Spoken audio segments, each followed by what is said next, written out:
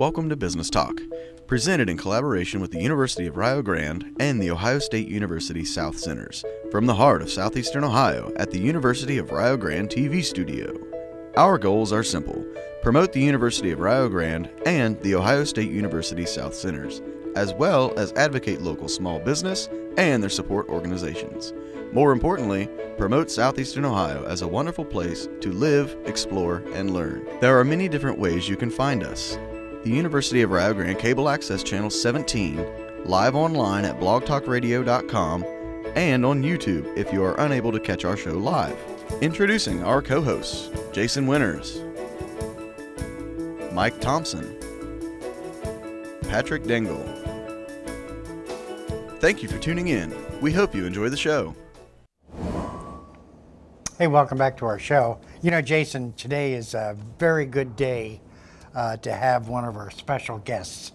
I don't think there is one person out in the community that does not love her because she has been involved in many different aspects of the community, encouraging other individuals to be part of that community. I agree with you, Pat. As a matter of fact, you know, it's kind of a special day for me as well. You know, I think back to when we actually relocated to the area about 10 years ago. Tracy come home from work and she goes, "I've got to go on a radio program." She goes, "I got to go talk about 4-H on a radio program." I said, "You'll be fine." She was so nervous. She came back from this meeting and she said, "I met the most wonderful lady." And we've been friends ever since. Well, that's just one of thousands of stories. And I've been on her show, you've been on her show, and we'll find out more about what she's doing. But it is our pleasure to introduce Marianne Campbell. I like to call her as a volunteer extraordinaire. Oh, thank you. Thank you for all those kind words. Well, those kind words come right from the heart. Absolutely. I appreciate that very much. Thank you. Before we begin, why don't you tell the listening audience where you came from, what you've been up to, and a little bit about yourself. Now, Pat, the show's only a half hour long. Yeah. Well, I came from Pittsburgh, Pennsylvania. Was born and raised in Pittsburgh, educated there, graduated from Pennsylvania College for Women, which is now, instead of PCW, it is Chatham University. Chatham University. With 3 colleges as a part of it. Great operation. Wonderful, wonderful college. And it was in my junior year of college. In fact, the very first day of my junior year, I lost my father. And so my mother moved back to her hometown, Gallipolis. She, and of course I, because of my mother, am a direct descendant of the French 500. So, and she knew everyone. She was born, raised, and educated here. French 500. Yeah, the French 500 who landed October 17th, 1790. Okay. Yes. Nicholas Thivenin was my great-great-great-grandfather, and he was like 17 when he arrived. Wow. On the flatboat at the City Park in Gallipolis, what is now the City Park. But anyway, I was a dorm student, so my mother moved back to Gallipolis, and I completed my college education and graduated back in 1948, and came here. And what was your course of study? Well, I was a pre-law major. Pre-law. Yes, I was determined to go to law school from the time I was a little girl. But after losing my father and my mother moving back to Gallipolis, I realized I needed to come back here. I thought temporarily. But you fell in love with the area. Oh, well, I fell in love with Bill Campbell. That's what it was. 3 months after I came, in October, I met Bill, and that's the end of that story. It was wonderful. It's my understanding that you've had over 60 years marriage before Yes, 61 before 61. I lost Bill. It would have been 65 this October. We were married in 1950. 1950 was my biggest year. You know, I keep on telling the staff around here that I tend to be the oldest because I can remember the 1950s. Aha. So let's just say you and I are real close to the same age. Well, I think I have a few years on you. But seriously, 1950 was the biggest year in my life. On June the 19th, 1950, put the radio station on the air, WJEH, now getting ready to celebrate very soon its 65th anniversary. Wow.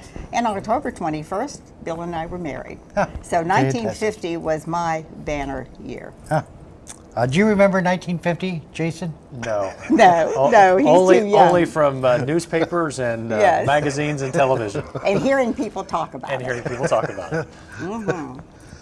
So when you came to Gallipolis, Yeah, thank you met Bill.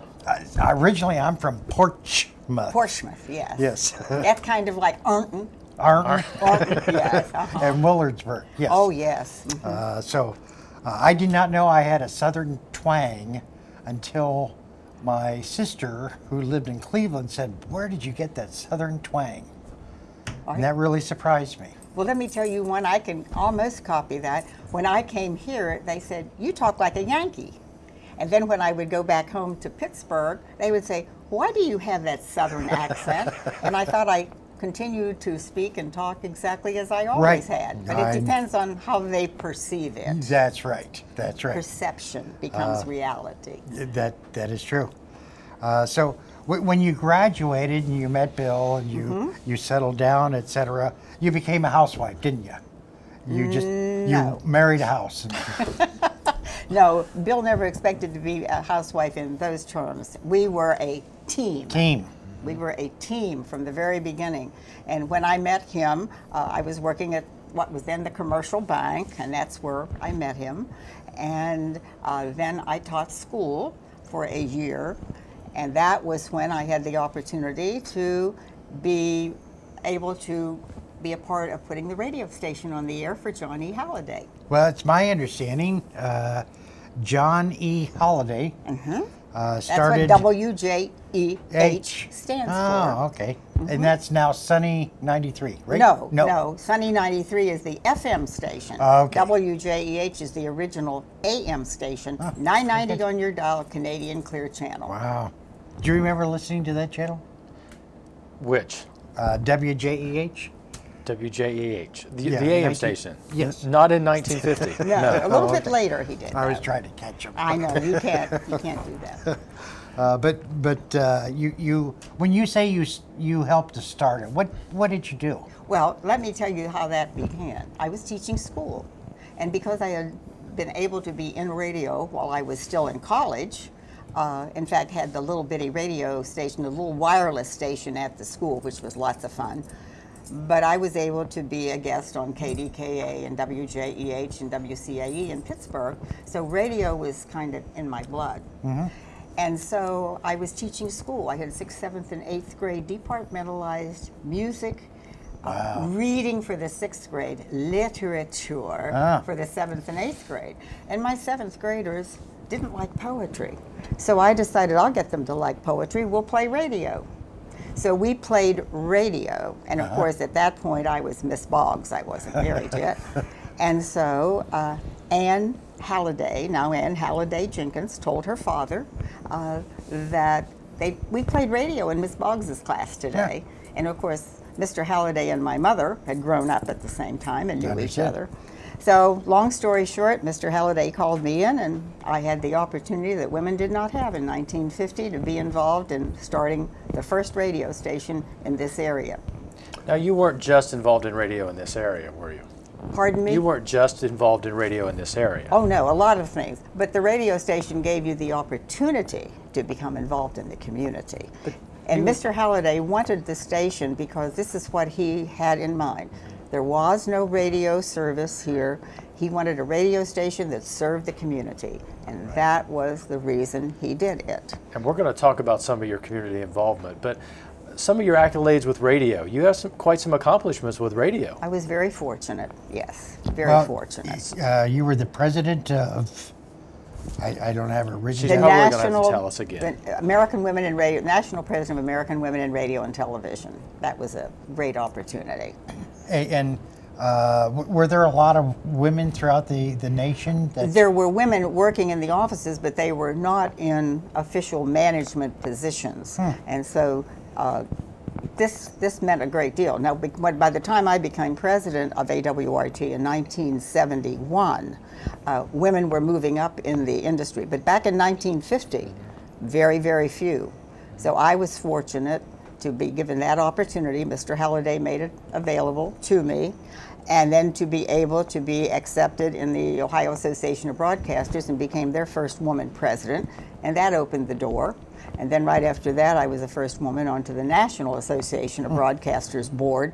And that opened still more doors for women now. That's what you do.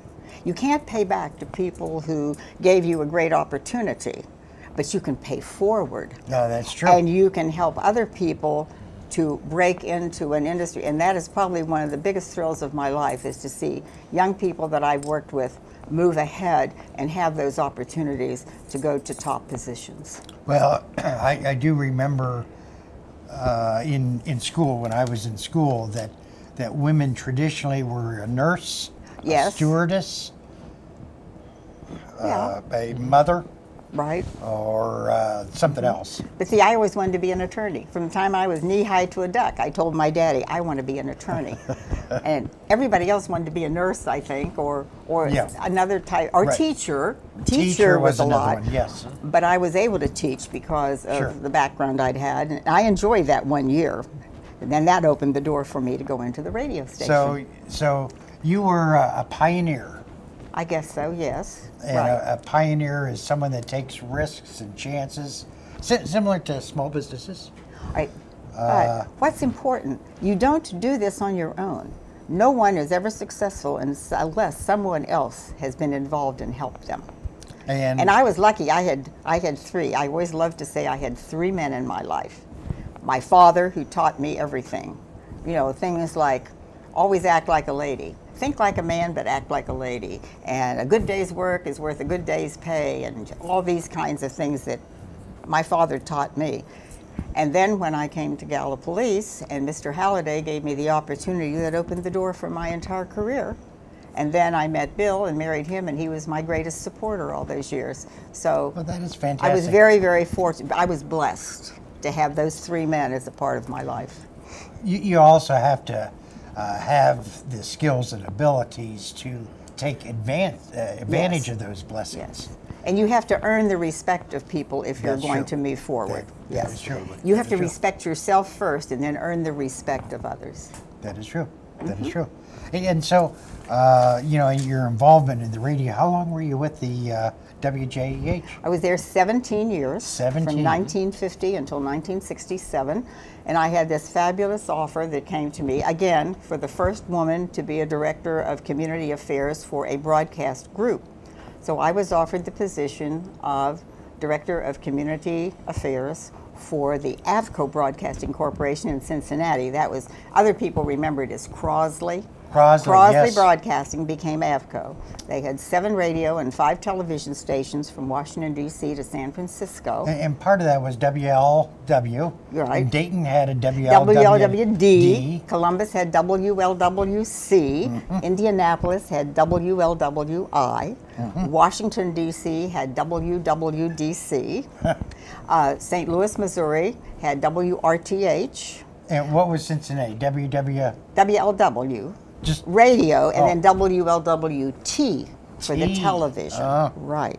And then WOAI, radio and television in San Antonio, and then the radio station in the top of the Mark Hopkins Hotel in San Francisco, California. So it was a wonderful, wonderful time. I bet it was. You know, working around, we continually hear about some of the radio announcers, some of the individuals who have been nationally known. Right. So you were hobnobbing with all the. I was very fortunate. Yeah. Let's put it that way. Yes, and all because of Mr. Halliday letting me go into radio when women were not in management positions. And So And then you came back to Gallia Police, and Oh, you, yes. you worked for a local hospital as well, yes, right? what happened was they sold Avco Broadcasting and it was going to, each station was being sold to someone else. So our corporate group, our corporate executives, were not going to have jobs 3 to 4 months later. We were told that.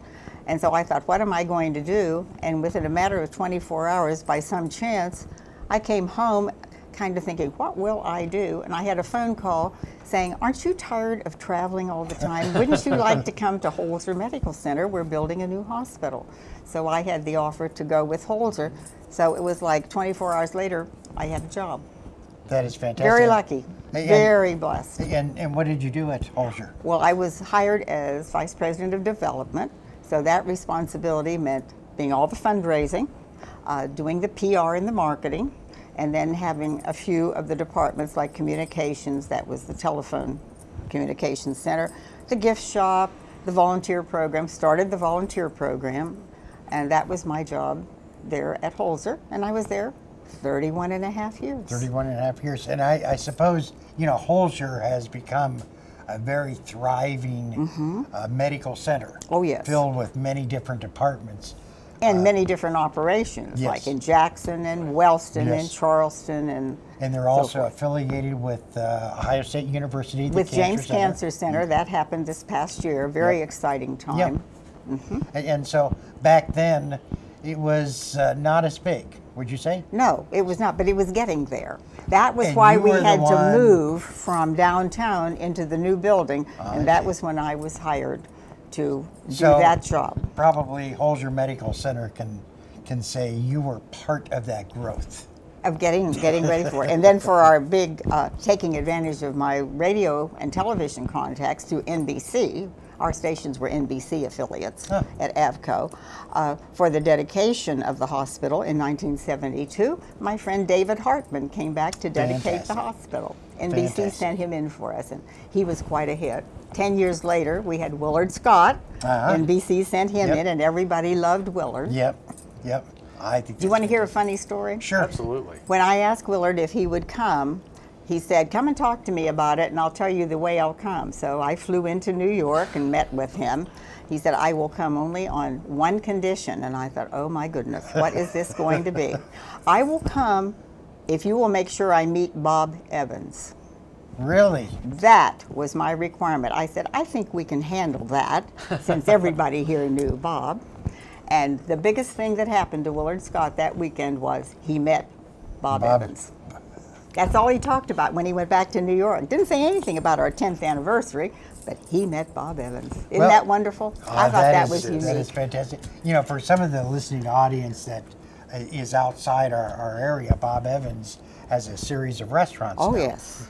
And he had his start in Gallipolis, Right. Ohio, in which he grew a thriving business for down-home Innumerous ones. cooking. Innumerous ones, yes.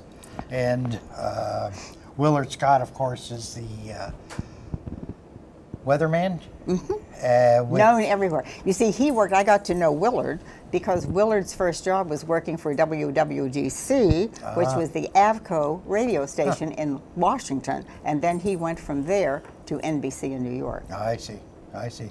And you were probably just 1 second away from going to NBC New York. You could have been the... Not hardly. I wanted to come back to Gallipolis.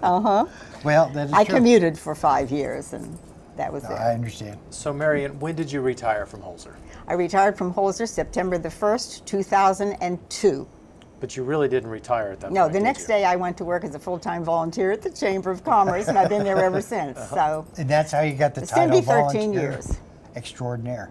Well, the exciting part was when the Chamber named their Volunteer Award of the Year, That you know, the that Marianne was in Campbell Volunteer 2000. Award. I couldn't believe that. That was just this past January.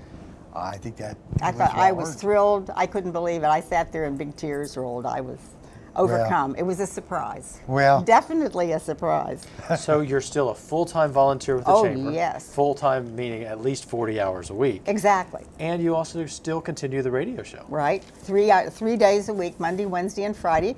The program you both have been on, Talk of the Town, and it's now in its 11th year. It was 10 years old, April the 4th. Put it on the air April the 4th, 2005. And so, what is Talk of the Town? What do you try to do with the Talk of the Town? Try to let the people in the 4-county area that WJEH serves know what is going on in the community, promoting business, promoting organizations, promoting individuals who are doing a great job, and of course talking to our legislators and our elected officials so they know what's going on. Yes. From this area. Oh yeah, Ryan Smith, absolutely fantastic, and I have him on once a month to talk about what's happening in Columbus. Good. He's a good man. Absolutely. And you've had also other local officials. Oh, the local officials, yes. You know, city commissioners, county commissioners, city manager, sheriff, all that. Very good. Yes, Sheriff Browning has he appears once a month too. Well, why is it so important to be involved in the community? Well, that's the only way you can be successful. Unless you are involved in the community, you won't know what's going on. And if you want to stay informed, you'll become involved. And if you become involved, things will always come your way. I believe that. And that was, of course, Mr. Halliday's belief. And I've got to say, 65 years later, with Tina Mary Diddle and Dave Diddle owning the radio stations, WJEH and Sunny 93, they are totally devoted to serving and supporting the community in every possible way. Mr. Halliday is looking down, smiling at them. Yeah, they've coined a new phrase on the radio show. They changed formats. They're now on 80s, and I absolutely love the music. That's my generation. Yes. But they refer to themselves as the Quad County. And I think that's very appropriate because they talk about this 4-county region that we serve and how important it is to get the information out there. Exactly. And that's what I enjoy doing. So I usually stay booked about a month ahead. I'm booked now until the first week in July. Fantastic. And I love it. We find out what the people want to talk about. I merely facilitate the show. They tell me what they want to talk about, then I write a script with the questions that they want me to ask them, so there are no gotcha questions, no surprises. And we just have a wonderful time, and we just sit around, and it's amazing. Sometimes, as you talked about when Tracy first came on, and you can see they're kind of tense, but you can see them kind of relaxed. We sit around the table and chat. Yeah. It's very informal. You both know that. Yes. And then when it's over, they say, well, that wasn't bad. Well, that was fun. You have that way of putting people at ease. I try. Yeah. I try. Thank you. Did Pat tell you what I asked of him when he told me you were coming on the show? No.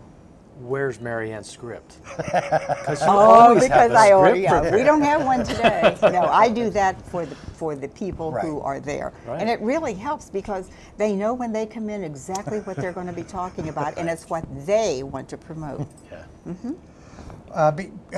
Time is coming to a close, but you've been very active with the University of Rio Grande. Yes. And you've been also very active with some of the advisory boards. First of all, I think the community owes you a lot of debt when it comes to being a volunteer and being actively involved. You know, you don't seek. No, I'm the one that profits by all of that because it makes you, everyone needs to be needed. Everyone needs to be needed and to feel that they're doing something worthwhile. And working with the French Art Colony, working with the Foundation for Appalachian Ohio, working with the University of Rio Grande and the School of Business, the Emerson E. Evans School of Business. And well, let's talk about that building for a minute. You told me once the whole purpose that Bob Evans wanted that building to be, and that was a bridge from the community into the faculty, and from the faculty into the community, faculty and students. Emerson Evans, Mr. Evans, yes, one of the greatest financiers that ever lived. And of course, he was Bob's uncle. Oh, okay, all right. He was Bob's uncle. So he wanted a building that would be the gateway. Exactly. Between education and community. Exactly. And why is that important? Well, it's so important because, first of all, we want to educate our people and we want to have something in the community that they can come back to. We want to keep our good young people here. And to do that, we have to have something we can offer them. We have to offer them opportunity. We have to offer them a future and a secure career. And I think that's one of the things with Jason now handling all of this. He knows how important it is to prepare students to go into the community and really be a part of it. Very, very true. You know, Pat, one of the things I love about gardening, we talked about my garden here a little earlier, is the thrill that I get from putting a seed in the ground and tending that ground and watching it grow up and produce fruit. And you know, I really get the same feeling out of students. Yeah. You know, have when to you see, water it. that's right. You have to pay attention to it. You see this little seed come into your school, and you nourish it over 2 or 4 years, and then you get to watch it go out in the community and produce fruit, and that's a wonderful reward. Yes, it is. yeah. It's the best reward you can have. Yeah, and it's nothing that I really did. You know, it's like Marianne. It's paying it forward. Sure, sure, because really, how many students have come back to you 30, my. 40, 50 years from now? Well, that hasn't happened yet, but we're getting there. Well, I had a wonderful time doing a lot of interns. Right. And, you know, and some of them ended up working, not only being interns with me, but then working for me and then moving forward. But I didn't say that right. You don't work for someone, you work with someone. That's and that true. should be a rule. Yeah. Anyone who is working with you, you're both going to profit by it. That gets back to exactly what you're talking about with Bill. It's a teamwork. Yes, teamwork. It has to be teamwork. Yeah.